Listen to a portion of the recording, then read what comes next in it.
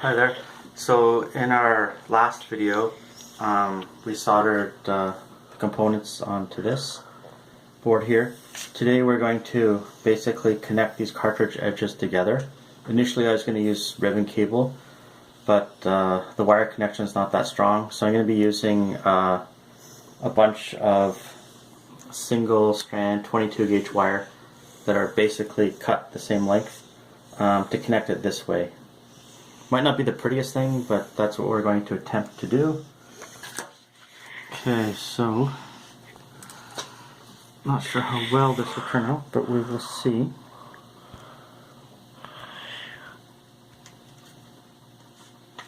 Okay, that's one. Then I think I will do, maybe, should I do the far end? Or do them in order? I'll do them in order.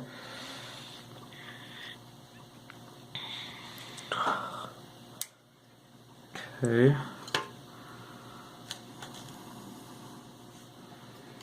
One, two, three, four. Oh, okay, actually I have to do this one. If I'm not mistaken, these have been pre-soldered before because of different reasons. Yeah, it was during the prototyping stage. So I need a gap of 1. Is this 1, 2, 3? Okay. So yeah, this one here. I think I need to solder this a bit more here.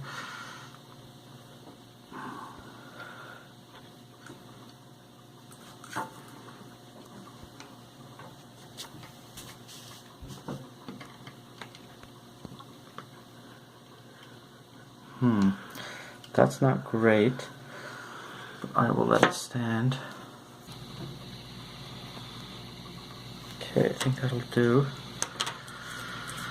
And, oh yeah, I have to use one of these. Shit.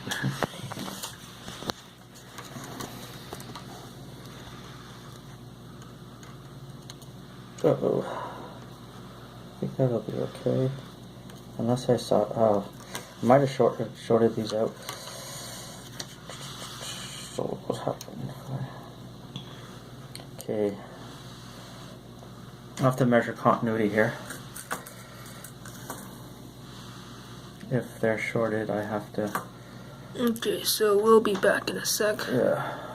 To commercial. Okay, so now I'm going to solder the other sides. I'm not sure how easy this is So going to what be. happened? What was the result? Oh, it was shorted, so I used the braid to remove the short.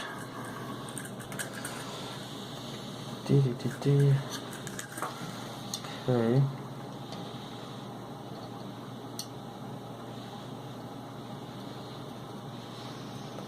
Not great, but so I'm going to try to solder the other ends.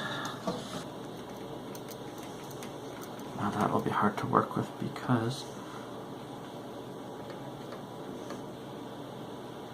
that's terrible. Anyway, it's not shorted, so I will let it go.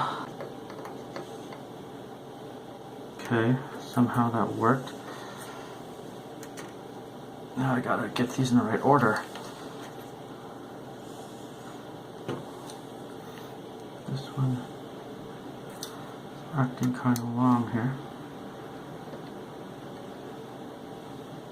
Okay. Have to do continuity between those two.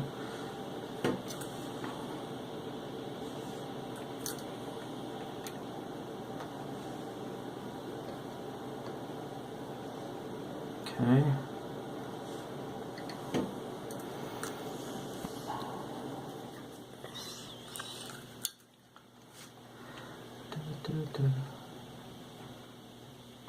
Alright, I think that'll be okay. And then, oh, I guess just one more.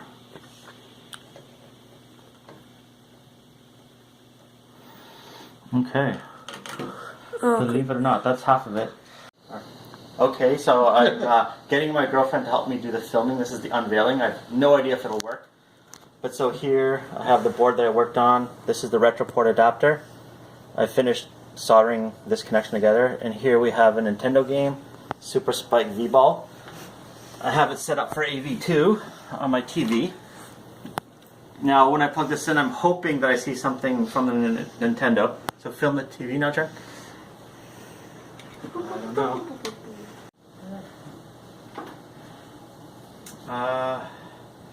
So yeah, it's still a bust. Still a bust. So we'll have to see in a Troubleshoot. upcoming video what the deal is. Yeah, so that was a bust. But luckily, it ended up just being a minor problem, minor error on the circuit board that I made, and I was able to correct for it by rewiring and resoldering. And then when I tried it out, this is what happened. Ooh. Now where's the remote you used with it? Yeah, I don't have it in there right now. Hopefully that's well. So I'm not sure if it's working. So yeah, maybe pause this now. I'll put the joystick and see if it if I can play stuff. So over here, you could sort of see, or what you were able to see in that last clip is that there's a lot of pausing going on, and that's because there was no joystick plugged in. So the next step I did is I plugged the joystick in, and this is what occurred. Yeah. Looks like the joystick works now. Well, that's good. I'm just not very good at the game.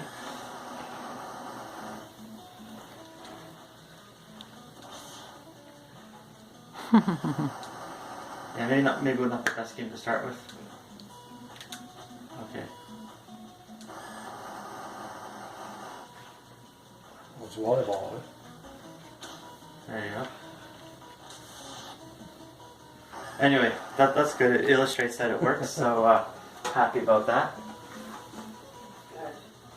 It was a small wiring mistake is what it boiled down to. Do you want me to stop? Yeah. So yes, it ended up working. Again, not particularly good at that video game. But yeah, it was working just fine. So where do we go from here? Well, I guess there's going to be some minor cleanup with the code, and I'll have to solder in the on-off switch and also modify the code to deal with the power on, power off, and reset functions.